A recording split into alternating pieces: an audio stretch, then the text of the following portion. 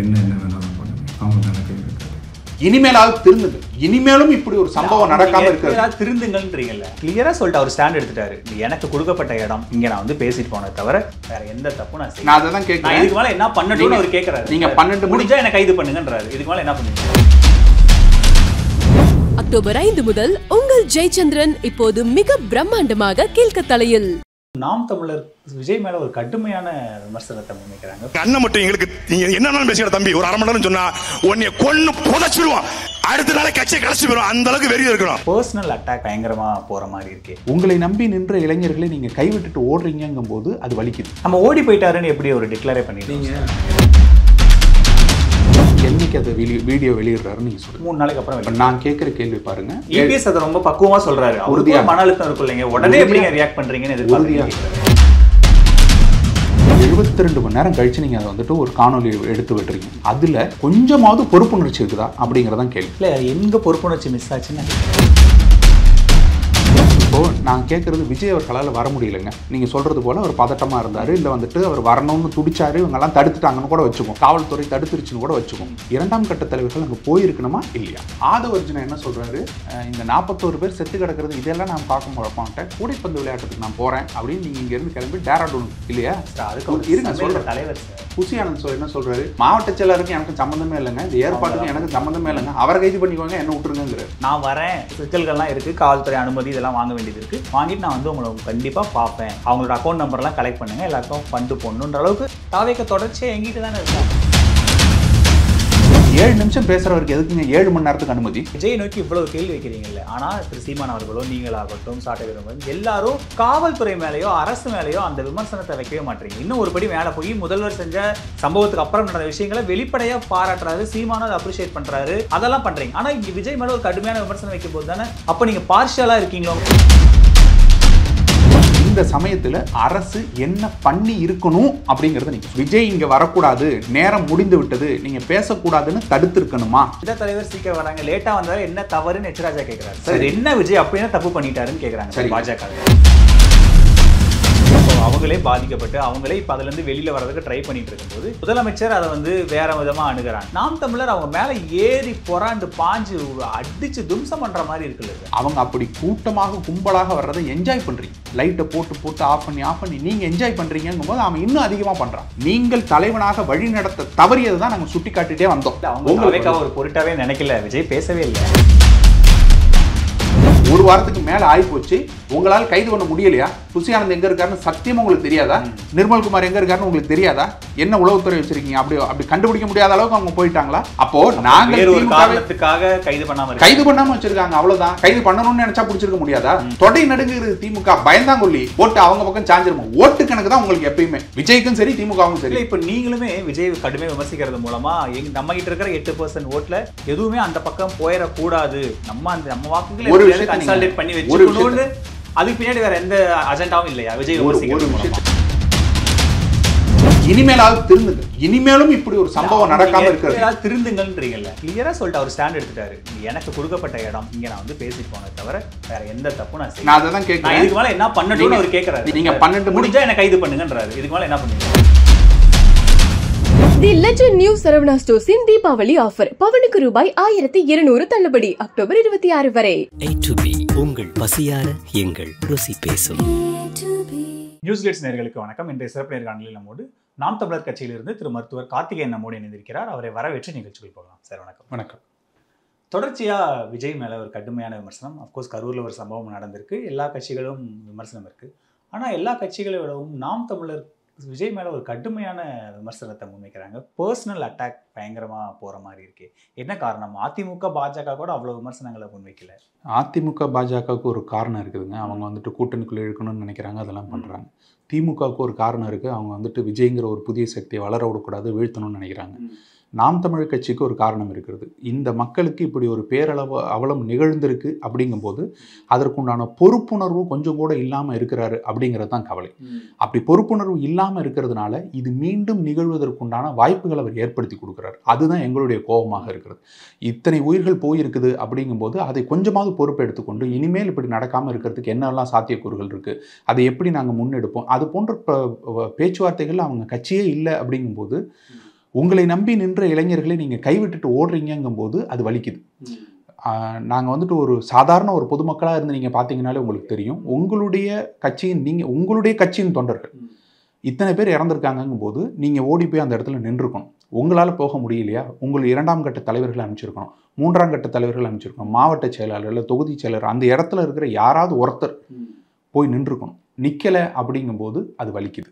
இல்லை, அதனுடைய ஒரு வீடியோ வெளியிட்டு நான் கரூருக்கு வரதா இருந்தது, ஆனால் அங்கே நிறைய ஏற்கனவே மீட்பு பணிகளில் சிக்கலாயிடுமோன்னு தான் நான் வரலை அப்படின்னு விளக்கம் கொடுக்குறாரு. நான் விரைவில் உங்களை வந்து சந்திக்கிறேன் அப்படின்றாரு. நம்ம ஓடி போயிட்டாருன்னு எப்படி ஒரு டிக்ளரே பண்ணி நீங்கள் என்னைக்கு அதை வீடியோ வெளியிடுறாருன்னு நீங்கள் சொல்லுங்கள். 3 நாளைக்கு அப்புறம். இப்போ நான் கேட்குற கேள்வி பாருங்க, அவர் வந்துட்டு திருச்சி ஏர்போர்ட்டில் ஏற போகிறார். அத்தனை நிருபர்களும் அவ்வளோ காட்டமாக வந்துட்டு அவர்கிட்ட கேள்வி கேட்குறாங்க. 30 பேர் செத்துட்டாங்களேங்க, ஏன்னா அன்னைக்கு தேதியில் 30 பேருங்கிறது இருந்துச்சு. செத்துட்டாங்களேங்க அப்படிங்கும்போது ஒரு நொடி நின்று நான் வருந்துறேன், இது போல் நடந்திருக்கு, இனிமேல் நடக்காமல் இருப்போம், அங்கே ஒரு வார்த்தை பேசிட்டு போகிறதுனால ஏதாவது சட்ட சீர்கேடு இல்லை, அந்த இடத்துல ஒரு பதட்டமான சூழ்நிலை, ஒரு மன அழுத்தம் இருக்கும். EPS அதை ரொம்ப பக்குவமாக சொல்கிறாரு. உறுதியாக மன அழுத்தம் இருக்கும் இல்லைங்க, உடனே எப்படி ரியாக்ட் பண்ணுறீங்கன்னு உறுதியாக ஏற்றுக்கொள்கிறோம். அவரால் மன அழுத்தம் இருக்குது, அது வந்துட்டு தாங்க முடியாத ஒரு வேதனை இருக்குது. நீங்கள் திருச்சியிலேருந்து சென்னைக்கு வர்றதுக்கு 1 மணி நேரம் 1.5 மணி நேரம் இருக்குது. ஆசுவாசப்படுத்தி கொண்டு உங்கள் கட்சியினரிடையே பேசிவிட்டு என்ன நடந்திருக்கிறது, இதுக்கு நம்ம எப்படி ரியாக்ட் பண்ணணுங்கிறத வந்துட்டு நீங்கள் கேட்டுக்கொண்டு கூட வந்து சென்னையில் பேசியிருக்கலாம். சரி, சென்னையில் பேச முடியல, ஏன்னா ப்ரெஸ் மீட்டுன்னு வந்தாக்க எதிர்கேள்விகள் வரும். அவங்க வந்துட்டு கண்ணா பின்னான்னு உங்களை கேள்வி கணைகளால் தொலைப்பார்கள். உங்களுக்கு அது வந்துட்டு அந்த சமயத்தில் எதிர்கொள்ள வேண்டாம்னு நீங்கள் நினைக்கிறீங்க. நான் மற்றவர்கள் சொல்கிறது போல் அவர் பயப்படுறான்னு கூட சொல்லலை. அந்த சமயத்தில் எதிர்கொள்ள வேண்டாம்னு நினைக்கிறீங்க, நீங்கள் வீட்டுக்கு போயிடுறீங்க. வீட்டுக்கு போன உடனே உங்களால் ஒரு காணொலி எடுத்து, இப்போ நீங்கள் எப்படி ஒரு காணொலி எடுத்து வெளியிட்டீங்களோ அது போல் வெளியிட்டிருக்க முடியுமா முடியாது. அதை நீங்கள் பண்ணலை. அதை அடுத்த நாள் கூட நீங்கள் அதை வந்துட்டு விட்டுருக்கலாம். 72 மணி நேரம் கழித்து நீங்கள் அதை வந்துட்டு ஒரு காணொலி எடுத்து விட்டுறீங்க. அதில் கொஞ்சமாவது பொறுப்புணர்ச்சி இருக்குதா அப்படிங்கிறதான் கேள்வி. இல்லை, எங்கே பொறுப்புணர்ச்சி மிஸ் ஆச்சுன்னு நான் கேட்குறேன். ஏன்னா இப்போ இந்த 41 உயிர்ங்கிறது யாருக்காக போயிருக்கு? விஜய் பார்க்க வந்ததுக்காக தான் போயிருக்கு இல்லையா? அப்போ என்னை பார்க்க வந்து ஒரு நிகழ்வில் இப்படி ஒரு சம்பவம் நடந்துருச்சு, நானும் ஒரு காரணமாக மாறிவிட்டேன், இனிமேல் இது போல நடக்காம நாங்கள் பார்த்துக்கிறோம். இது போன்ற ஒரு வார்த்தைகள், கனிவான வார்த்தைகள், இல்லை பொறுப்பை ஏற்றுக்கொள்கிறேன் அப்படிங்கிற ஒரு தார்மீக பொறுப்பு ஏற்றுக்கிறது. உங்களை யாரும் குற்றவாளின்னு சொல்லலை, நாளைக்கு உங்களை ஏவணும்னு சேர்க்கணும்னு சொல்லலை, சீமானன்னா ஒருபொழுதும் உங்களை கைது பண்ணணும்னு சொல்லலை. இது எங்கேயுமே நடக்கலை. ஆனால் ஒரு தார்மீக பொறுப்புன்னு, ஒரு தலைவனுக்குன்னு உண்டான பொறுப்பு என்னன்னா, தார்மீகமாக அதை பொறுப்பேற்றுக்கொண்டு இனிமேல் இதை நாங்கள் வந்துட்டு இது பண்ணாமல் பண்ணுறோம், ஒரு மன்னிப்புக்கு வர்றதா இருக்கட்டும், இதெல்லாம் மக்கள் மத்தியில் கொண்டு போய் சேர்க்கறது இருக்குல்ல, இதுதான் தேவை. ஆனால் அந்த வீடியோவில் நீங்கள் என்னவா கட்டமைக்கிறீங்க அப்படின்னா, இது வந்துட்டு ஒரு சூழ்ச்சி நடந்துருச்சு, சதி கோட்பாடு. அது வந்துட்டு ஏன் கரூரில் மட்டும் நடக்குது, இதுக்கு முன்னாடி வேற எங்கேயும் நடக்கவே இல்லையா? யாரும் மிதிப்படலையா? யாரும் மயக்கம் போட்டு விழலையா? யாரும் வந்துட்டு சாகவே இல்லையா? உங்களுக்காக பலியிடப்படலையா? பல பேர், நான் பலியிடுறதுங்கிற வார்த்தையே பயன்படுத்துறேன். ஏன்னா அத்தனை பேர் உங்களுக்காக இறந்திருக்கிறார்கள். அப்ப இது எங்கேயுமே நடக்கல, கரூர்ல மட்டும் நீங்க சதி கோட்பாடை வெளிப்படுத்துறதன் மூலமாக என்ன நடக்குதுன்னு பாத்தீங்கன்னா, உங்க கட்சிக்காரன் ஒருத்தன் லெட்டர் எழுதி வச்சுட்டு தூக்கு மாட்டி தற்கொலை பண்றான். எதனால? இந்த சதி கோட்பாட்டை அவன் நம்புறான். எங்கள் விஜய் மீது இப்படியான நீங்க வந்துட்டு இது பண்றீங்களே, சதி பண்றீங்களேன்னு சொல்லிட்டு ஒருத்தன் தூக்கு மாட்டி சாவறான். அதுக்காவது பொறுப்பேற்றுக்கிட்டீங்களா? இப்போ நான் கேட்கறது, விஜய் அவர்களால் வர முடியலைங்க, நீங்க சொல்றது போல அவர் பதட்டமா இருந்தாரு, இல்லை வந்துட்டு அவர் வரணும்னு துடிச்சாரு, இவங்கெல்லாம் தடுத்துட்டாங்கன்னு கூட வச்சுக்கோம், காவல்துறை தடுத்துருச்சுன்னு கூட வச்சுக்கோம். 2ஆம் கட்ட தலைவர்கள் அங்கே போயிருக்கணுமா இல்லையா? அவங்க போனாலும் இதே போல வந்துட்டு கூட்டம் சேருமா? சார், ஒரு பதட்டமான சூழ்நிலை, தாவே காட்கள் போனா மாற்று கட்சியினர்லாம் இருக்காங்க, தேவையில்லாத மீட்பு பணிகளுக்கு ஒரு சுணக்கம் வராது, ஒருபோதும் வராது. நீங்க போயிருந்தாக்க அது இன்னும் நல்லத விதமா தான் போயிருக்கும். அந்த முதல் நாள்ல ஒருத்தர் கூடங்க தாவேக்கவை குறை சொல்லல, விஜய் அவர்களை குறை சொல்லல, யாருமே குறை சொல்லல. ஏன்? எல்லோருக்கும் தெரியும் அது ஒரு இக்கட்டான காலம், எல்லோருக்கும் தெரியும் இது வந்துட்டு எதிர்பாராத ஒரு விபத்து, இந்த விபத்துக்கு யாரையும் பொறுப்பேற்க வைக்க முடியாது அப்படிங்கிறது வந்துட்டு எல்லாருக்கும் தெரியும். அப்போ தார்மீக பொறுப்பு தான் ஏற்றுக்க சொல்றமே சொல்ல தவிர நீங்க கொலை பண்ணிட்டீங்கன்னு யாருமே குற்றச்சாட்டு வைக்கல இல்லையா? அப்ப இதுதான் நமக்கு தேவை. அங்க வந்து நின்று இருக்கணும். சரி, நீங்க அங்க வர முடியல, உங்களுக்கு வந்துட்டு ஒரு பதட்டமான சூழல் இருக்கு, ஏன்னா ஒருத்தன் இறந்து போய் கிடக்குறாங்கன்னா அவங்க குடும்பத்தை எதிர்கொள்றதுக்கு உங்களுக்கு வந்துட்டு மனநிலை இல்லாம இருக்கு. அந்த ஒரு சமயத்துல உங்களால வந்துட்டு அதை எதிர்கொள்ள முடியலன்னு கூட வச்சுக்கும். ஏன்னா இப்போதான் அரசியலுக்கே புதிதான நபர்கள்னு கூட நம்ம எல்லாரையும் எடுத்துப்போம். அப்படி இருந்தால் கூட அதற்கு அடுத்த நாளில் நீங்கள் கரூரில் விட்டுருங்க, மற்ற மாவட்டங்களில் இருக்கக்கூடிய மற்றவர்கள்லாம் சேர்ந்து ஒரு இரங்கலோ, ஒரு அஞ்சலியோ, இல்லை ஒரு கண்ணீர் அஞ்சலி போஸ்டரோ, இது ஏதாவது பண்ண முடியுமா? உங்களுக்காக இறந்து கிடக்கக்கூடிய நபர்களுக்கு, உங்கள் கட்சிக்காரர்களுக்கு நீங்கள் செய்ய வேண்டிய முதல் மரியாதை என்ன? ஒரு கட்சி கொடியை போற்றி அவனுடைய உடலை நல்லடக்கம் செய்கிறது தான். அது உங்களால் பண்ண முடியாமல் போயிடுச்சு. ஆனால் வெளியில் இருக்கக்கூடிய வெளி மாவட்டங்களில் இருக்கக்கூடிய நபர்கள் ஒரு கண்ணீரஞ்சலி போஸ்ட் ஒட்டுறதா இருக்கட்டும், 10 பேர் சேர்ந்து ஒரு மெழுகுவத்தி எழுத்தி நாங்கள் வந்துட்டு இதை வருந்துறோம் அப்படின்னு சொல்கிறதா இருக்கட்டும், இது எதுவுமே நடக்கல. மொத்த கட்சியும் அப்படியே காணாமல் போச்சு இல்லை. அந்த ஒரு வாரத்துக்கு, இந்த ஒரு வாரம் ஆயிடுச்சு, ஒருத்தர் கூட வரல. தலைமறை ஒரு ட்விட்டர்ல இதுல யாராவது ஒருத்தர், இப்ப நீங்க விஜய் அவர்கள் ட்விட் போட்டார். இப்போ நாம் தமிழர் பல ஆண்டுகளா களத்துல இருக்கீங்க, திமுக எல்லாரும் இருக்கீங்க. இவங்க இப்பதான் புதுசா வந்திருக்காங்க, ஒரு பெரிய இன்சிடென்ட் பாக்குறாங்க. எல்லாருக்குமே ஒரு விதமான பதட்டம் இருக்கும். நம்ம கைது பண்ணிடுவாங்களோ, நம்மள அரெஸ்ட் பண்ணிடுவாங்களோ, அரசும் சதி கோட்பாடுன்னு சொல்ற எல்லாரையும் அரெஸ்ட் பண்ணுது. ஸோ நம்ம இதுக்கு எது சிக்கிடுவோமோ பண்ணிடுவோம்னு விஜயே பதட்டத்துல இருக்கும் போது நிர்வாகிகள் எப்படி முன்னாடி வரும்? நான் இப்ப அடுத்தது நான் கேள்வி நான் கேட்கிறேன். இப்ப நீங்க ஒரு அரசியலுக்கு வந்துட்டீங்க, அரசியலை உற்று நோக்குகிறீர்களா இல்லையா? இதுவரைக்கும் எந்த கட்சியை சேர்ந்த நபர்கள் கைது ஆகாம இருந்திருக்காங்கன்னு நீங்க சொல்லுங்க. ஏதாவது ஒரு கட்சி, இந்த கட்சியில இருந்து யாருமே கைது செய்யப்படவே இல்லைங்க அப்படிங்கிறது ஒரு, அது பாஜகவா இருக்கட்டும், திமுகவா இருக்கட்டும், இல்லை அதிமுகவா இருக்கட்டும், நாம் தமிழர் யாரா வேணா இருக்கட்டும், விசிகா இருக்கட்டும், யாரா வேணா இருக்கட்டும், போராட்டங்களில் ஈடுபடக்கூடிய நபர்கள் அல்லது ஒரு பொது வாழ்க்கைக்கு வந்த நபர்கள் கைது செய்யப்படாமல் யார் இருந்திருக்கான்னு நீங்க சொல்லுங்க. இல்லை, எல்லாருமே மேக்ஸிமம் கைது பண்ணப்பட்டிருக்காங்க. அது வேற வேற காரணங்களுக்காக இருக்கலாம், ஊழலுக்காக இருக்கலாம், போராட்டத்துக்காக இருக்கலாம், எதுக்கு வேணா இருக்கலாம். கைது செய்யப்படாமல் எந்த கட்சி நபர்களும் இல்லை. அப்படி இருக்கும்போது உங்களை கைது செய்து விட்டால் என்ன நடக்கும்னு நீங்க நினைக்கிறீங்க? நாளைக்கு போய் இல்ல, நாளைக்கு போய் உங்களுக்கு தூக்கில போட்டுருவாங்களா? புசி ஆனந்த் அவர்களை கைது பண்ணிட்டாங்கன்னு வச்சுக்கோ, நாளைக்கு கொண்டு போய் தூக்கில போட்டுருவாங்களா? இல்ல இல்ல இல்ல புசி ஆனந்த் வந்துட்டு அங்க கொண்டு போனோன்னு உளவுத்துறை அவரை பேசி கன்வின்ஸ் பண்ணி திமுக கொண்டு போய் சேர்த்துருமா? இல்ல இல்ல, அவர் உங்களுடைய கட்சிக்காரரை தான் இருக்க போறாரு. அந்த கைதை எதிர்கொள்றதுக்கு ஏன் இவ்வளவு தயங்குறீங்க? அவர் என்ன சொல்றாருன்னா, நான் எந்த தப்பும் செய்யல, தவறு மாவட்ட செயலாளர் தான் ஆர்கனைஸ் பண்ணாரு, நான் எனக்கு எந்த பொறுப்பும் இல்லைன்றாரு. இதை விட ஒரு மோசமான ஒரு ஸ்டேட்மெண்ட் யாராவது கொடுக்க முடியுமா? நீங்க அந்த கட்சி தலைமைகள் எல்லாம் எப்படி செயல்படுதுங்கிறது நீங்க பாத்தீங்கன்னாக்க, விஜய் அவர்கள் சொல்றாரு, அங்க வந்து நின்று பேசினதை விட அவங்க கொடுத்த இடத்துல, அனுமதி கொடுத்த இடத்துல பேசினதை எந்த தப்பு செஞ்சேன் அப்படிங்கிற இது ஒரு ஸ்டேட்மெண்ட். அவங்களுடைய அபிஷியல் வழக்கறிஞர் என்ன சொல்றாரு, இறந்து போன நபர்களுக்கும் எங்களுக்கும் என்னங்க சம்பந்தம், வேற எங்கேயாவது செத்தவங்களை கொண்டு வந்து எங்க கணக்குல எழுதாதீங்க. இதை விட ஒரு உங்களை நோக்கி வந்து செத்தவங்களை இதை விட கேவலப்படுத்த முடியுமா? இதை விட அசிங்கப்படுத்த முடியுமா? இதை நீங்க செய்றீங்க. ஆதவ அர்ஜுனா என்ன சொல்றாரு, நாங்க வந்துட்டு இந்த 41 பேர் செத்து கிடக்கிறது இதெல்லாம் நான் பார்க்க மாட்டேன், கூடைப்பந்து விளையாட்டுக்கு நான் போறேன் அப்படின்னு நீங்க இங்க இருந்து கிளம்பி டேராடூனுக்கு போறீங்க இல்லையா? இருங்க சொல்றேன். தலைவர் சார், சம்மேள தலைவர், இப்ப அவர் போலன்னா அந்த விளையாட்டு போட்டி நின்றுமா? பட் அவர் ஒரு மைண்ட், ஒரு பெரிய இழப்பு, ஒரு ரிலீஃப்காக கூட, ஒரு பிரீஃப்காக கூட டூருக்காக போறாரு, ஒரு பெரிய மன உளைச்சல் இல்லை சார், அதுல வெளியே வரது கூட போயிருக்கலாம். அந்த மன உளைச்சல் எப்படி இருந்துச்சுன்னு நம்ம வீட்டு வாசல்ல பார்த்தோமே, அவர் எவ்வளவு சிரிப்போட முகத்தோட வந்து நின்னாரு நம்ம பார்த்தோம்ல. இவர் ஆதவ அர்ஜுனா சொல்றாரு. புசி ஆனந்த் என்ன சொல்றாரு, மாவட்ட செயலருக்கு எனக்கு சம்பந்தமே இல்லைங்க, இந்த ஏற்பாட்டுக்கு எனக்கு சம்பந்தமே இல்லைங்க, அவரை கைது பண்ணிக்குவாங்க, என்ன விட்டுருங்கிறாரு. அடுத்த நாள் என்ன பண்றாங்க, 2 பேரும் உழுந்து அடிபட்டு அந்த வண்டிக்கு ஆயுத பூஜை கொண்டாடுறாங்க இல்ல. இந்த நிலைமையெல்லாம் இப்படி இருக்குன்னு பார்த்தா, இவர்களோட ரசிகர்கள் நிலைமை என்ன, நேரா போய் குஷி படம் ரிலீஸ் ஆயிடுச்சு, நாங்க குஷி பார்க்க போயிடுறோம்னு போயிட்டாங்க. அப்ப அடிபட்டு செத்த இந்த 41 பேருக்காக அழக்கூடிய நபர்கள் யாரா இருப்பாங்க? இவர்களுடைய நியாயத்தை, இவர்களுடைய பக்கத்தினுடைய நியாயத்தை, வலியை உணர்வதற்கு யாரா இருப்பாங்க? நீங்க எல்லாரும் கடந்து போயிடுறீங்க. உங்களுக்காக உழுந்து செத்தவன் அத்தனை பேரையும் கைவிட்டுட்டு, உங்களுக்காக கைதானவன் அத்தனை பேரையும் கைவிட்டுட்டு நீங்க கடந்து போயிடுறீங்க. இல்ல, அவருக்கு நாங்க கடந்து போக முடியுமா? நான் இப்ப சொன்னதெல்லாம் தான் நீங்க எடுத்து 20 லட்சம் ரூபாய் கடந்து அறிவிச்சிருக்காரு. அது சேம் டைம் நான் வந்து உங்களை பாக்குறேன், இது என்னுடைய கிட்டத்தட்ட அவரு நான் எங்க சைடு தான் தப்புங்கிற மாதிரி தான் அந்த காணொலியில பேசுறாரு. நான் வரேன், ஆனா வந்து சில சிக்கல்கள்லாம் இருக்கு, காவல்துறை அனுமதி இதெல்லாம் வாங்க வேண்டியது இருக்கு, வாங்கிட்டு நான் வந்து உங்களை கண்டிப்பா பார்ப்பேன், அவங்களோட அக்கௌண்ட் நம்பர்லாம் கலெக்ட் பண்ணுங்க, எல்லாருக்கும் ஃபண்டு போடணுன்ற அளவுக்கு தாவேக்க தொடர்ச்சியா எங்கிட்டு தானே இருக்கு. உடலே அடக்கம் பண்ணி அந்த இடமே காஞ்சு போச்சுங்க. ஓகே, இனிமே நீங்க வந்து பார்த்தேன்னா பார்க்கலன்னா என்ன என்ன பிரயோஜனம்? ஒரு வாரம் கருமாதியே முடிய போகுது, 10 நாள் ஆயிடுச்சு, கருமாதியே முடிய போகுது. அதுக்கு பிறகு நீங்க வந்து என்ன பண்ண போறது? நிக்கிறேன் அப்படின்னு விஜய் நிக்கிறாருல்ல, அவரு போகல இல்ல, அவர் பொறுப்பை தட்டி விட்டு தான் போறாரு. ஒரு முறையாவது இது எங்களுடைய தவறு, இதை நாங்கள் திருத்திக் கொள்வோம் சொல்லலன்னா நீங்க இந்த பொறுப்பை தட்டி. இதுக்கு பின்னாடி அவங்க ஒரு சதி கோட்பாடா பார்க்கும்போது அவங்களுக்கும் பொறுப்பு இருக்கு, அவங்க சதி கோட்பாடா பாக்குறாங்கல்ல. சரி, நான் இப்படி கேட்கிறேன், இப்ப சதி நடந்திருக்கு, அதாவது இப்ப கரூர் அப்படின்னு சொன்ன உடனே அது நீங்களா இருக்கட்டும், நானா இருக்கட்டும், அத்தனை பேருக்கும் மனசுக்கு வந்தது என்ன, செந்தில் பாலாஜி தான் பண்ணிட்டாருங்க, ஏதோ பண்ணிட்டாரு, எவனையோ வச்சு தள்ளி விட்டாரு, நெருக்கிட்டாரு, குத்திட்டாரு, இது பண்ணிட்டாரு, ஏதோ பண்ணிட்டாருங்கிறதான எல்லாரும் மனசுக்கும் வந்துச்சு. மனசாட்சியை தொட்டு சொல்லணும்னா அதுதான். ஏன்னா அவர் அப்படியான நபர்.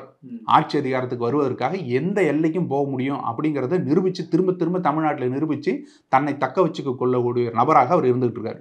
அது அதிமுகனா அதிமுகவில் வந்துட்டு அவர் தான் பிரைமரி ஃபோர்ஸாக இருப்பார், திமுகனா திமுகவில் பிரைமரி ஃபோர்ஸாக இருப்பார், கரூர்னா என்ன நீங்கள் அசைச்சிக்க முடியாதுன்னு சொல்கிறதுக்கு என்ன வேணால் அவர் செய்வாருங்கிறதுக்கு எல்லா வாய்ப்புகளும் இருக்குது. அதை நான் ஏற்கிறேன். ஆனால் இப்போ நடந்த நிகழ்ச்சியை எடுத்து பார்த்தீங்கன்னா அத்தனை தொலைக்காட்சிகளும் லைவ்ல டெலிகாஸ்ட் பண்ணிருக்கு, நேரலையில் ஒளிபரப்பிருக்கு. ஒருத்தவங்க கூட எடிட் பண்ணி போடல, லைவ்ல போட்டிருக்கு. அதை தாண்டி உங்களோட கேமராமேன் எல்லாரும் உட்காந்து 20-30 ட்ரோன் உட்பட அத்தனை பேரும் நீங்க ஃபுட்டேஜஸ் எடுத்திருக்கீங்க. உங்க பஸ்ஸில் 8K கேமரா ஃபெசிலிட்டியோட சிசிடிவி கேமரா இருக்குன்னு நீங்களே சொல்லியிருக்கீங்க. அது வந்துட்டு இருக்குது. இதை தாண்டி 27,000 பேர் அங்கே நின்றுருந்தாங்க அப்படின்னா குறைந்தபட்சம் 20,000 செல்போன் வந்துட்டு கேமரா ரெக்கார்ட் ஆகிட்டு இருந்திருக்கு. அந்த சமயத்தில் குறைஞ்சபட்சம் 20,000 பேர், அத்தனை பேர் கையிலையும் செல்ஃபோன் இருக்குது, அத்தனை பேரும் கேமரா ஃபோன் தான், யாரும் பழைய காலத்து ஃபோனெல்லாம் வச்சிடல, அத்தனை பேரும் அவங்க ஃபோன் வச்சுருக்காங்க. இதில் ஏதாவது ஒரு ஆதாரமாவது சிக்கியிருக்குமா? சிக்கியிருக்காதா நீங்கள் சொல்லுங்கள். அப்படி வந்திருந்தால் இந்த தாவேக்கா இந்நேரத்துக்கு அதை வெளியிட்டு மக்கள் மத்தியில் அவங்க மண்டாடி இருப்பாங்களா மாட்டாங்களா? ஏன் இது வரைக்கும் உங்களால் அதை வெளிக்கொண்டு வர முடியலை? அப்படியான ஒரு ஆதாரம்னு ஒன்று இருந்துருந்துச்சுன்னா இந்நேரம் வெளியாக இருக்குமா இல்லையா? நாம் ஒவ்வொன்றா பார்க்குறோம். செருப்பு வீசினாங்கன்னு சொல்கிற போது அந்த செருப்பு வீசினத்துக்கு உண்டான ஆதாரங்கள் வெளியில் வருது. யார் வீசினாங்க, எங்கேருந்து வீசினாங்க, வீசின இடத்துல இருந்தால் நீங்கள் திரும்ப தண்ணி கேனை தூக்கி போடுறீங்க. அப்போ அங்கே உங்களோட கவனத்தை இருக்கிறதுக்கு தான் வீசினாங்கிறது தெரியுது. கரண்ட் போச்சு நீங்கள் சொன்னீங்க, அது ஜென்ரேட்டர் ஆஃப் ஆனதும் அந்த ஜென்ரேட்டர் எதனால் ஆஃப் ஆனதுங்கிறதும் வீடியோவில் வெளில வந்துடுது. இது யாருமே வந்துட்டு திமுக சொல்லலை, ஊடகவியலாளர்கள் எல்லாருமே எடுத்து உடைக்கிறாங்க. இதுதான் நடந்திருக்கு, இதுதான் நடந்திருக்குன்னு ஊடகவியலாளர் சொல்கிறாங்க. இப்படியாக இது எல்லாம் வெளியில் வரும்பொழுது அப்பயாவது உங்களுடைய தவறுங்கிறது ஒத்துக்க மாட்டீங்களா? நீங்கள் அது சதி கோட்பாடை பேசுறது மூலமாக ஒருத்தன் உயிர் விடுறான் அப்படின்னா அதற்கு பொறுப்பேற்க மாட்டீங்களா? ஆனா இதுதான் நம்ம சொல்றோம். நீங்க வெறும் சதி கோட்பாடு மட்டும் குற்றம் வைக்கலாங்க, குற்றச்சாட்டலாம். அதாவது அரசு சரியாக செயல்படலை, நாங்களும் அந்த குற்றச்சாட்டு வைக்கிறோம். ஏன் உங்களுக்கு 7 நிமிஷம் பேசுறவருக்கு எதுக்குங்க 7 மணி நேரத்துக்கு அனுமதி? 7 நிமிஷம் பேசுறவர் தானே அவரு, எதுக்கு 7 மணி நேரம் அனுமதி? 3 மணி நேரம் எதுக்கு 10 மணி வரைக்கும்? விஜய் நோக்கி இவ்வளவு கேள்வி வைக்கிறீங்கல்ல, ஆனா திரு சீமான் அவர்களோ நீங்களாகட்டும் சாட்டை எல்லாரும் காவல்துறை மேலேயோ அரசு மேலேயோ அந்த விமர்சனத்தை வைக்கவே மாட்டீங்க. இன்னும் ஒரு படி மேலே போய் முதல்வர் செஞ்ச அந்த சம்பவத்துக்கு அப்புறம் நடந்த விஷயங்களை வெளிப்படையா பாராட்டுறாரு, சீமானும் அதை அப்ரிஷியேட் பண்றாரு, அதெல்லாம் பண்றீங்க. ஆனா இங்க விஜய் மேல ஒரு கடுமையான விமர்சனம் வைக்கும் போது தானே அப்ப நீங்க பார்ஷியலா இருக்கீங்களோங்கிற ஒருபோதும் இல்லை. ஒருபோதும் இல்லை. இதுல 2 பேருக்கும் பங்கு இருக்கு. அரசுக்கு மிகப்பெரிய பங்கு இருக்குது. நான் சொல்றது போல 7 நிமிஷம் பேசுறவங்களுக்கு எதுக்கு நீங்க 7 மணி நேரம் அனுமதி கொடுக்குறீங்க? இத்தனை பேர் கூடுவார்கள்னு தெரிந்தும் நீங்க ஏன் இந்த இடத்த ஒதுக்கி கொடுக்குறீங்க? நீங்க இங்க கரூருக்குள்ள நடத்த முடியாதுங்க, வெளில போங்க அப்படின்னு சொல்றதுக்கு உங்களுக்கு முடியுமா? முடியாது. இதை ஏன் நீங்க செய்யல? அனுமதி மறுக்கப்பட்டுச்சு, அதை அவங்க அரசியல் ஆக்கிக்குவாங்க, அவங்க அரசியல் லாபமா மாத்திப்பாங்கன்னா மாத்திட்டு போறாங்க. கூட்டம் இதுக்கு மேல் கூடக்கூடாது, அவங்க 10,000 பேருக்கு தான் அனுமதி வாங்கியிருக்காங்க, 30,000 பேர் உள்ள வர்றாங்கன்னா தடுக்க முடியுமா? இப்போ நான் வந்துட்டு இதெல்லாம் நாங்கள் அரசின் மீது வைக்கக்கூடிய விமர்சனங்கள். இப்போ தாவேக்கா கிட்ட நான் வந்துட்டு சில கேள்விகளை விரும்புகிறேன். தாவேக்கா நிர்வாகிகள் இதற்கு மனப்பூர்வமாக பதிலளிக்கும். இந்த சமயத்தில் அரசு என்ன பண்ணி இருக்கணும் அப்படிங்கிறத நீங்கள் சொல்லுங்கள். அவங்க தரப்பில் என்ன சொல்கிறாங்கன்னா, இப்போ சப்போஸ் காலைல இபிஎஸ் இன்னைக்கு சொல்கிறாரு 10:30 மணிலேருந்து கூட்டம் வர ஆரம்பிச்சிருச்சு, 3 மணிக்கெல்லாம் கூட்டம் உச்சபட்சம் அடைஞ்சிருச்சு, உடனடியாக காவல்துறை அதிக பேரை நீங்கள் போட்டிருக்கணும், இன்னும் அதிக காவல்துறையை பண்ணி கூட்டத்தை கண்ட்ரோல் பண்ணியிருக்கணும். அப்போ காவல்துறை இதெல்லாம் தவறிடுச்சுன்னு விஜய் சார்பாக அதிமுக பேசுகிறாங்களே. நான் பேசுகிறேன். இப்போ காவல்துறையில் அதிக பேர் போட்டுட்டாங்க, சரிங்களா? இப்போ 500 காவலருக்கு பதிலாக 1000 பேர் போட்டாங்க, இல்லை 2000 பேர் போட்டாங்க, 3000 பேர் போட்டாங்க. இந்த காவலர்கள் அவர்களை எப்படி கட்டுப்படுத்தணும்னு நீங்க நினைக்கிறீங்க? இவர்கள் இங்க கூட கூடாதுன்னு தடுத்து இருக்கணுமா? 10,000 பேருக்கு நீங்க அனுமதி வாங்கியிருக்கீங்க, 10,001வது ஆளு உள்ள வரக்கூடாதுன்னு தடுத்து நிறுத்தி இருக்கணுமா? இது ஒரு கேள்வி. அப்படி இல்லை, கூடிட்டாங்க, இந்த கூடிய கூட்டத்தை ஒரு இடத்துல சேர விடாம கலைஞ்சு போங்க அப்படின்னு இவர்கள் தடியடி நடத்தி வெளியில கொண்டு போயிருக்கணுமா? 2வது கேள்வி.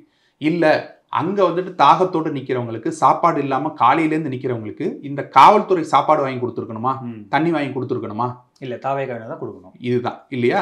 இப்போ அங்க அனுமதி கொடுத்துருக்காங்க, இல்ல அனுமதி கொடுத்துருக்க கூடாதா? அனுமதி கொடுத்துருக்க கூடாதா?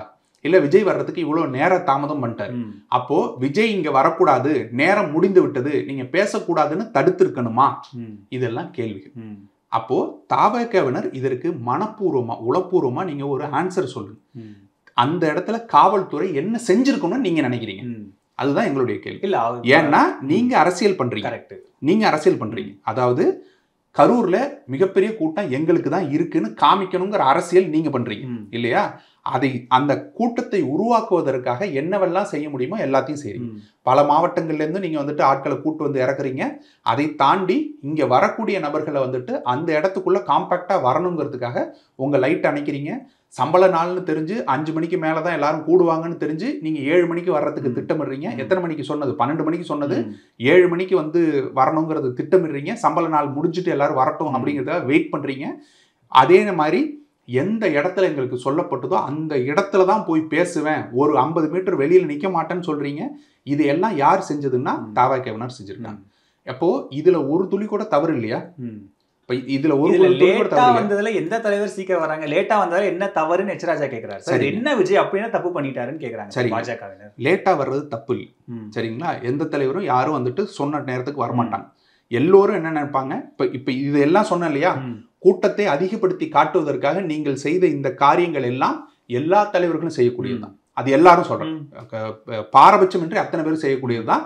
அதில் மாற்று கருத்தே இல்லை. ஏன்னா எனக்கு தான் அதிக கூட்டம் வரும் அப்படிங்கிற காட்டுறது தான் எல்லா தலைவர்களுமே வந்துட்டு விரும்புவாங்க. அப்படியாக நீங்க வந்துட்டு கூட்டத்தை கூட்டுவதில் எந்த தவறும் இல்லை. ஆனா அந்த கூட்டத்தை மேனேஜ் பண்றதுக்கு நீங்க என்ன பண்ணீங்கங்கறதான் கேள்வி. அது ஏன் அந்த பொறுப்பு தாவேக்காவினருக்கு இருக்கு, வேற யார் காவல்துறையும் பண்ணணும் இல்லங்க? அந்த கூட்டத்துக்கு சாப்பாடு கொடுக்கறது, தண்ணி கொடுக்கறதெல்லாம் தாவேக்காவினர் பண்ணணுமா இல்ல வேற யாராவது பண்ணணுமா? சார் 7-8 மணி நேரம் நிக்கிறாங்க, இனிஷியலா தண்ணி கொடுத்துருப்பாங்க, அதுக்கப்புறம் கிரவுட் கொண்டு வரணும். நீங்க வெளியவே போக நீங்க ஆன்டிசிபேட் பண்றீங்க, நீங்க ஆன்டிசிபேட் பண்றீங்க. அவங்க 10,000 பேர் தான் ஆன்டிசிபேட் இல்ல, அது நீங்க இதுதான் பொறுப்பை தட்டி கழிக்கிறதுன்னு சொல்றது. ஏன்னா 10,000 பேருக்கு வந்துட்டு அனுமதி கோர்றோம் அப்படின்னா அதை தாண்டி தான் மக்கள் வருவாங்கங்கிறது தெரியும். நீங்க சொல்றீங்கல்ல காவல்துறைக்கு தெரியாதாங்க, இத்தனை மாவட்டங்கள்ல நாங்க கூட்டம் நடத்திருக்கோம், அதையெல்லாம் நீங்க கண்ணுல பார்க்கலையான்னு கேக்குறீங்க. நீங்க பார்க்கலையா? அப்போ உங்களுக்கு எவ்வளவு கூட்டம் வருங்கிறது உங்களுக்கு தெரியாதா?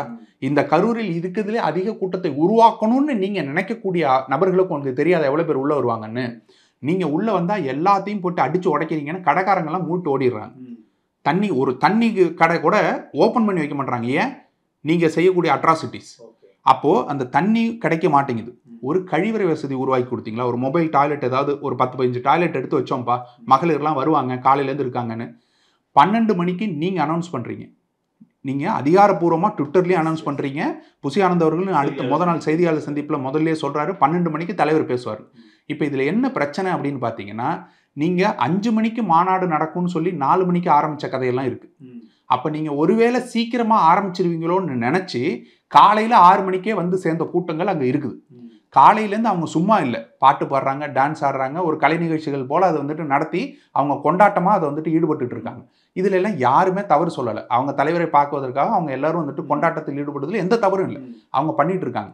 ஆனா இந்த கூட்டம் கூட ஆரம்பிச்சிருச்சுங்கிறது அங்க இருக்கக்கூடிய மாவட்ட நிர்வாகிகளுக்கு தெரியுமா? தெரியாது. விஜய் அவர்கள் இப்பொழுது வரப்போறது இல்ல, இந்த சம்பள நாளுக்காக வெயிட் பண்றாரு, 7 மணிக்கு தான் வருவாருங்கிறது உங்களுக்கு தெரியுமா? தெரியாது. மாவட்ட நிர்வாகி தெரியுமா? தெரியாது சார். அது உங்களுக்கு நாமக்கல்லே 2:02 தானே வந்திருக்காரு, கரூருக்கு எப்படி 12 மணிக்கு வர முடியும்? அவர் ஏன் லேட் பண்றாருங்கிறது உங்களுக்கு தெரியுமா? தெரியாது. அவர் 12 மணிக்கு வரப்போறது இல்லைங்கிறது உங்களுக்கு தெரியும்ல.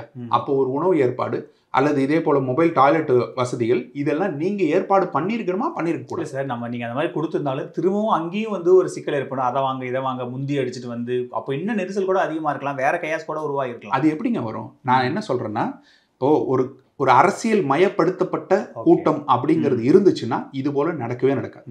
ஏன்னா நீங்க 1,00,000 பேரை கூட்டு வச்சு கூட சாப்பாடு போட்ட நிகழ்ச்சிகள் இருக்கிறது. நாம் தமிழர் கட்சியினுடைய மே 18 கூட்டங்கள் எல்லாம் நீங்க பார்த்திருந்தீங்கன்னா தெரியும், ஒரு முண்டி அடிச்சுட்டு கீழே விழ மாட்டாங்க, ஒருத்தன் கூட வந்துட்டு ஏற மாட்டாங்க. 1,00,000 பேர் கூட்டினாலும் அதே நேர்கோட்டில் வந்து நின்றுட்டு போவாங்க. நான் உங்கள்கிட்ட அவ்வளவு தூரம் எல்லாம் கட்டுப்பாடு எதிர்பார்க்கல. சாதாரணமாக ஒரு திமுக அதிமுகவுக்கு நடக்கக்கூடிய ஒரு கட்சியில் எப்படி நடக்கும் அது போல கூட பண்ண மாட்டீங்களா? இது வரைக்கும் எத்தனை கட்சிகள் வந்துட்டு இது போல தெருமுனை கூட்டங்கள் போடுது அல்லது வந்துட்டு எல்லாத்தையும் பண்ணுது. இந்த செருப்புகளும் கட்சி துண்டுகளும் இது போல கடந்து இது போன்ற ஒரு கோலத்தை வேற எந்த கட்சியிலையாவது பார்த்திருக்கீங்களா?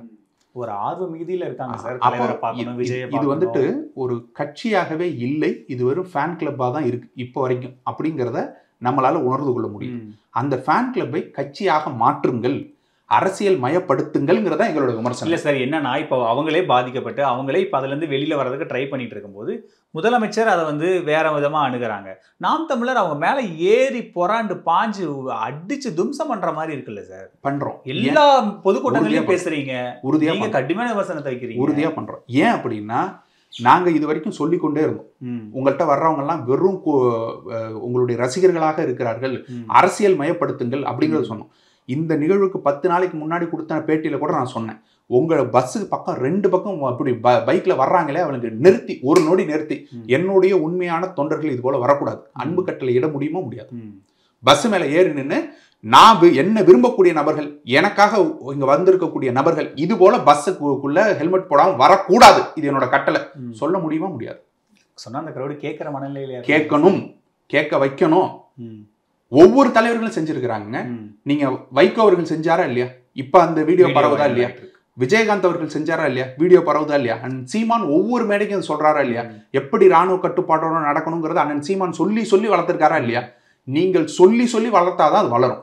மாறா நீங்க என்ன பண்றீங்க, அவங்க அப்படி கூட்டமாக கும்பலாக வர்றதை என்ஜாய் பண்றீங்க. லைட்டை போட்டு போட்டு ஆஃப் பண்ணி நீங்க என்ஜாய் பண்றீங்கும் போது அவன் இன்னும் அதிகமா பண்றான். முதல் துண்டை எடுத்து அவன் மாநாட்டு மேடையில வீசணுன்னே இந்த துண்டுக்கென்று ஒரு மரியாதை இருக்கிறது, இப்படி வீசக்கூடாது. ஒரு கட்சி கொடிக்கென்று ஒரு மரியாதை இருக்குது, இப்படி வீசக்கூடாதுன்னு சொல்லி அதை நீங்க கடந்து போயிருந்தீங்கன்னா இது போல வீசுவாங்களா? ஆனா நீங்க மாறா என்ன பண்றீங்க, அதை தூக்கி தோல்ல போட்டுட்டு அதுவே வந்துட்டு தலையில கட்டிட்டு 100 பேர் துண்டு தூக்கி போட்டாலும் அதை தூக்கி போட்டு நீங்களே சதப்தான் மிதிச்சுட்டு போறீங்க. உங்க கட்சி கொடியை நீங்க மிதிக்கும் போது அவனுக்கு அதை அவமதிக்க கூடாதுங்கிறது எப்படி புரியும்? நீங்கள் தலைவனாக வழி நடத்த தவறியதுதான் நாங்க சுட்டி காட்டிட்டே வந்தோம். இப்படி ஏதாவது நடந்துரும், தவறு நடந்துரும், உங்க வாகனத்திலே அடிபட்டு செத்து போயிடுவான், அவனை எல்லாம் காப்பாத்துங்க, இது போல நடந்து கொள்ளாதீர்கள். நாங்க வந்துட்டு விமர்சனம் மீது விமர்சனமாக விஜய்க்கு வைக்கும் பொழுதெல்லாம் அவர்கள் என்ன சொன்னாங்க, தாவேக்கனர் என்ன சொன்னாங்க, உங்களுக்கு பொறாம இல்ல, அவங்க ஒரு பொருட்டாவே நினைக்கல, விஜய் பேசவே இல்லை, அவங்க அப்படிதான் அவர் சொல்லலைங்க. 2ஆம் கட்ட 3ஆம் கட்ட தலைவர்கள் எல்லோரும் என்ன சொல்றாங்கன்னா, அவங்களுக்கு பொறாம உங்க கட்சி ஓட்டெல்லாம் போயிடும். இதுக்கு அவங்க வந்துட்டு ஆள் வச்சு எழுதுறாங்க, காசு கொடுத்து எழுத வைக்கிறாங்க, இது மேல எழுது, அது போல எழுது, சீமானை வந்துட்டு இப்படி தாக்கு அப்படி தாக்குன்னு. ஆனா ஒருபொழுதும் இந்த விமர்சனங்களை சரியான முறையில் அவர்கள் எடுத்திருந்தார்களா இந்த 40 உயிர் இன்னைக்கு போயிருக்க. இந்த 41 உயிர் போனதுக்கு உண்டான காரணம்ங்கிறது உங்களை நீங்கள் திருத்தி கொள்ளாதுதான். அப்ப எங்களுக்கு அந்த கோபம் வருமா வராது?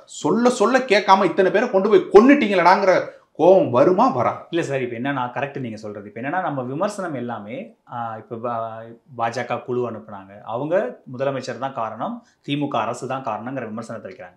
எடப்பாடி பழனிசாமி கடுமையான விமர்சனம் இந்த பக்கம் வைக்கிறாரு திமுக தரப்புல. அவங்க விஜய் ஆமாங்க சரி, அவங்க அந்த புதிய கட்சி அப்படிதான் இருக்கும், அவர் ஒரு பெரிய மன உளைச்சல் இருப்பாருங்கன்னு அவங்க அதை பாலிஸ்டா அணுகுறாங்க.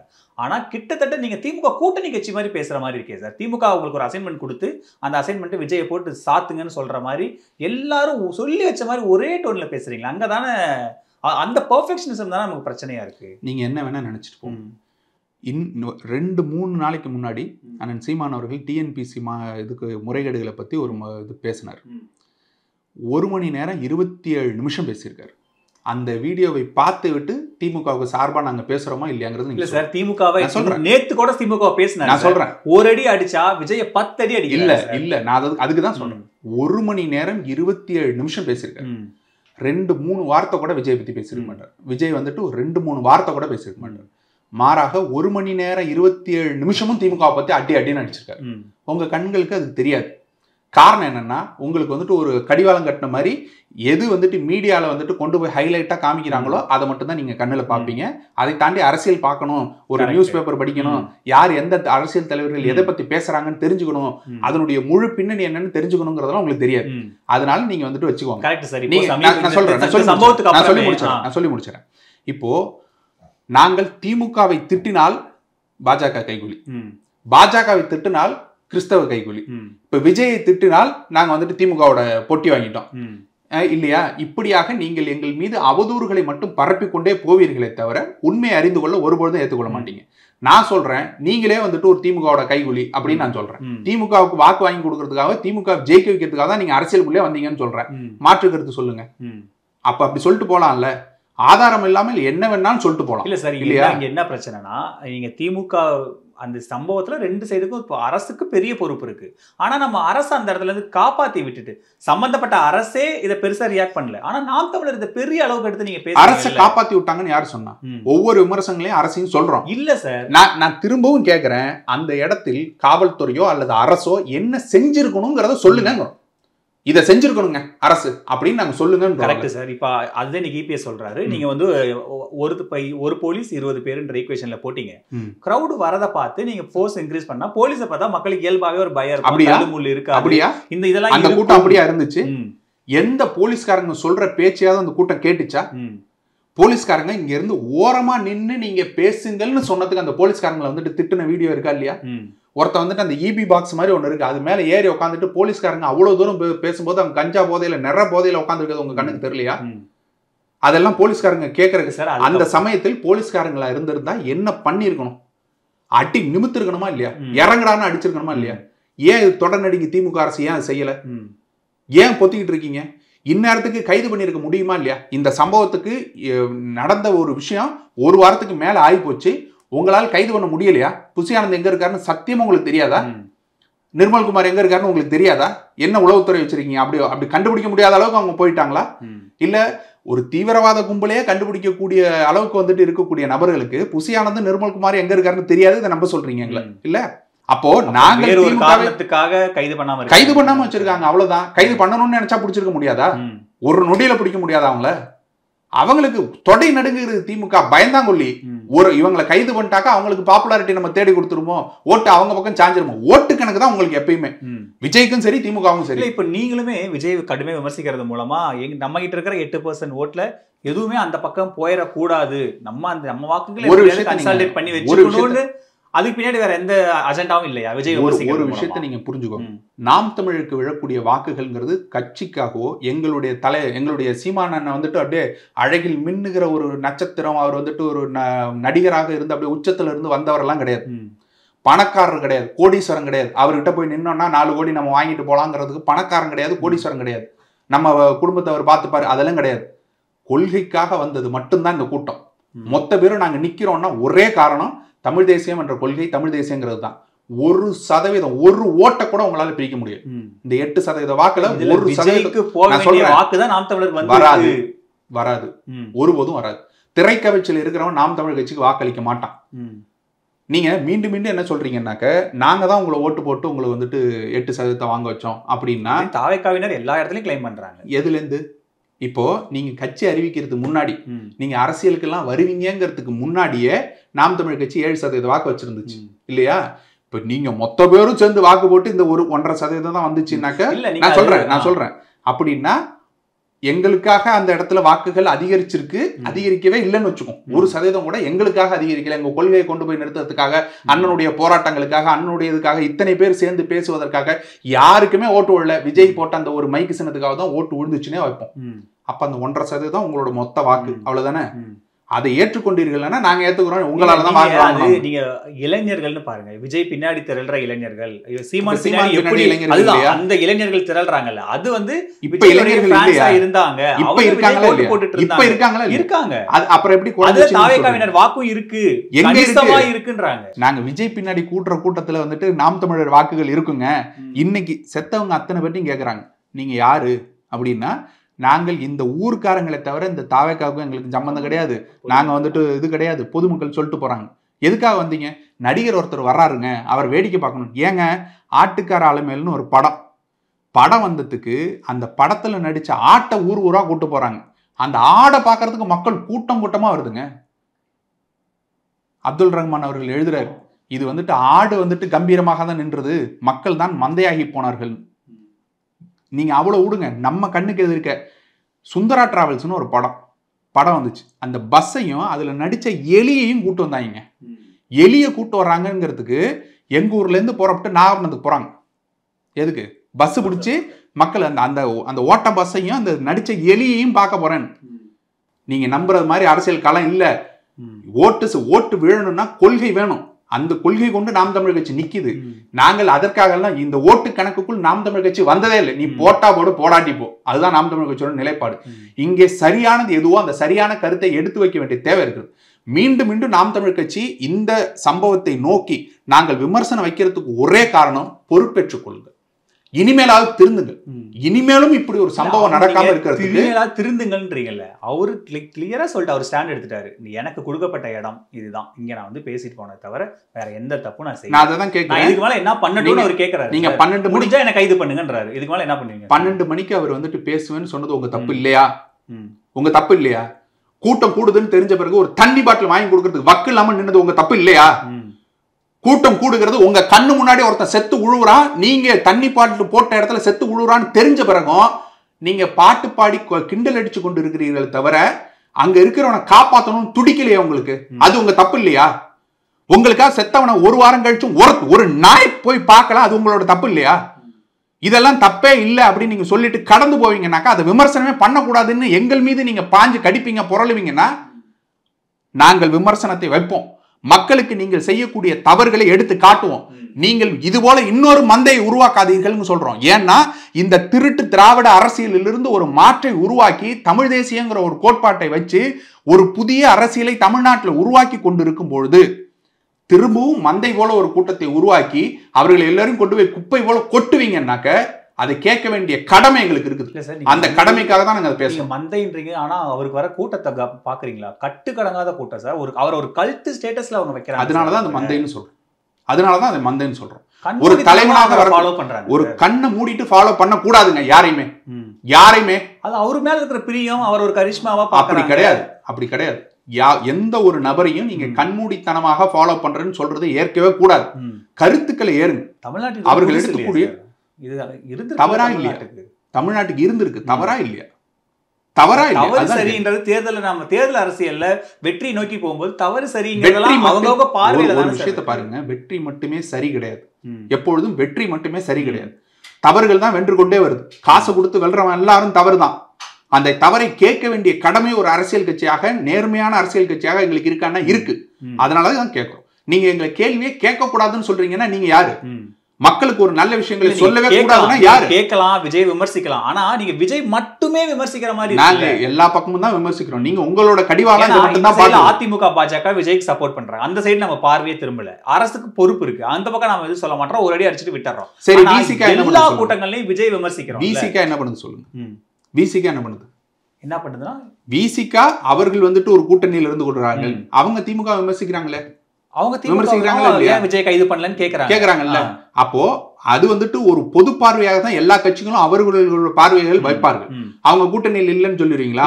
விஜய் கைது பண்ணுங்கன்னு சொல்லுங்க, இது பொறுப்பேற்றுக்கோங்கன்னு சொல்லுங்க, அதெல்லாம் ஓகே. அவர் பிரச்சாரத்துல பேப்பரை வச்சுட்டு பேசுறாரு, இதை வச்சுட்டு பேசுறாரு, அவரு பாட்டு பாடுறாரு, கிண்டல் பண்றாரு, இதெல்லாம் ஒரு அரசியலான்னு நீங்க ஒரு அரசியல்ல நீங்க விமர்சிக்கிறீங்களா? அதெல்லாம் அரசியல தான் நாங்க விமர்சிக்கிறோம். அவர் தனிப்பட்ட முறையில் அவர் வந்துட்டு விஜய் நீங்க விமர்சிக்கிறீங்க. பர்சனல் விமர்சனங்கள் இல்ல. பர்சனல் விமர்சனங்கள்னா என்ன அப்படின்னா சீமானன் மீது வைக்கக்கூடியது பர்சனல் விமர்சனங்கள்.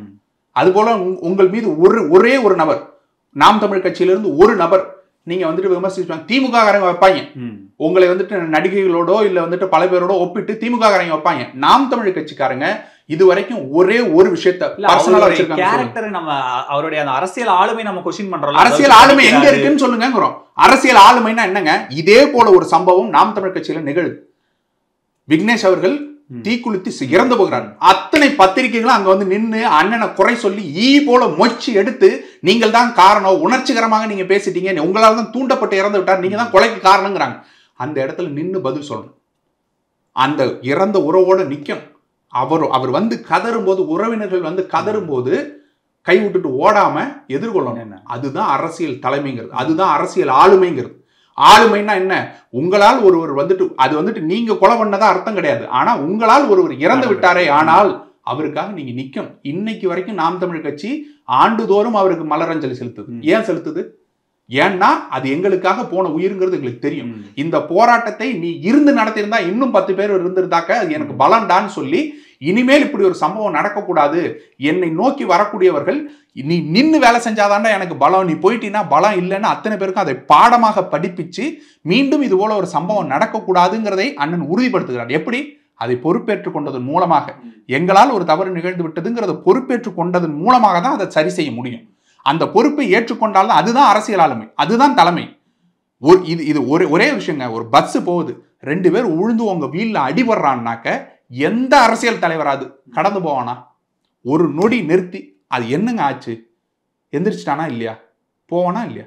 நீங்க பாட்டு ஏத்திட்டு போயிட்டே இருக்கீங்கன்னா அது என்ன அரசியல்? அவரோட கவனத்துக்கு வராம கூட இருந்திருக்கலாம்ல சார். பஸ்ஸுக்கு அந்த பக்கம் விழுகிறாங்க, அந்த வீடியோ நம்ம பாக்குறோம். பஸ் ஒரு பைக்கு மேல டமால்னு ஏறி இறங்குறது பஸ் டிரைவருக்கும் உங்களுக்கும் தெரியாதா? தெரியுமா தெரியாதா? ஒருத்தன் உழுவுறான்னா ஒரே ஒரு நொடி நிறுத்திட்டு என்னடா ஆச்சுன்னு திருப்பி நீங்களும் நானும் பாப்போமா இல்லையா? அரசியல் தலைவர்கள் விடுங்க, நீங்களும் நானும் பாப்போமா இல்லையா?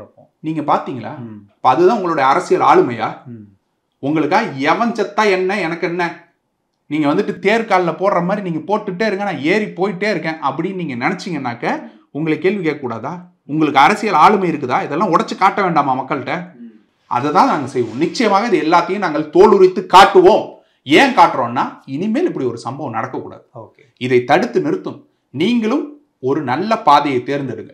நீங்க வந்துட்டு மாணவர்களுக்கு பரிசளிக்கும் போது சொன்னீங்க, ஓட்டுக்கு காசு கொடுக்குறவனுக்கு ஓட்டு போடாதீங்க, ஓட்டுக்கு காசு வாங்கிட்டு ஓட்டு போடாதீங்க. ஏன் இப்ப இந்த மேடையெல்லாம் சொல்ல மாட்டீங்க? எந்த மேடையில? ஏன்னா நீங்க தயாராயிட்டீங்க ஓட்டுக்கு காசு கொடுக்கணும், எப்படி இருந்தாலும் வெல்லணும் அப்படிங்கிறதுக்கு வந்துட்டீங்க. வெற்றி ஒன்றே குறிக்கோள் அல்ல, இங்க நல்லதை செய்யறது தான் குறிக்கோள். மக்களுக்காக நிக்கிறது தான் குறிக்கோள். மக்கள் எல்லாரையும் கொண்டு விட்டு வேற யாருக்கும் நீங்க வந்துட்டு சேவை செய்ய போறது இல்லை. உங்களை அரியணையில போய் முதல்வராக உட்கார வைக்கிறது மட்டுமே இங்கே நோக்கம் இல்லை. மக்கள் நல்லா வாழணுங்கிறது தான் நோக்கம். அதுக்காக தான் நம்ம என்ன சொல்றோம், நீங்களும் சரியான ஒரு பாதையை தேர்ந்தெடுங்க, நல்ல கொள்கையில கொண்டு போங்க, இவர்களை அரசியல் மயப்படுத்துங்கள். புதிய தலைமுறை வாக்காளர்கள் உள்ள வர்றாங்களா? உங்களுக்கே வரட்டும், எங்களுக்கு எந்த பிரச்சனையும் இல்லை. வர்றாங்களா? அவங்களை நல்வழிப்படுத்தி சரியான பாதையில் கொண்டு போங்கள். நாங்களும் உங்களுக்கு தோளோடு தோள் நிற்கிறோம். இதுதான் நாம் தமிழ் கட்சியோட நிலைப்பாடு. நன்றி சார், நேரத்தை எங்களோட செலவழிச்சதுக்கு ரொம்ப நன்றி. Thank you sir. அக்டோபர் 5 முதல் உங்கள் ஜெயச்சந்திரன் இப்போது மிக பிரம்மாண்டமாக கீழ்கத்தலையில். தி லெஜண்ட் நியூ சரவணா ஸ்டோர்ஸின் தீபாவளி ஆஃபர். பவனுக்கு ரூபாய் 1200 தள்ளுபடி அக்டோபர் 26 வரை. A to B உங்கள் பசியார எங்கள் ருசி பேசும்.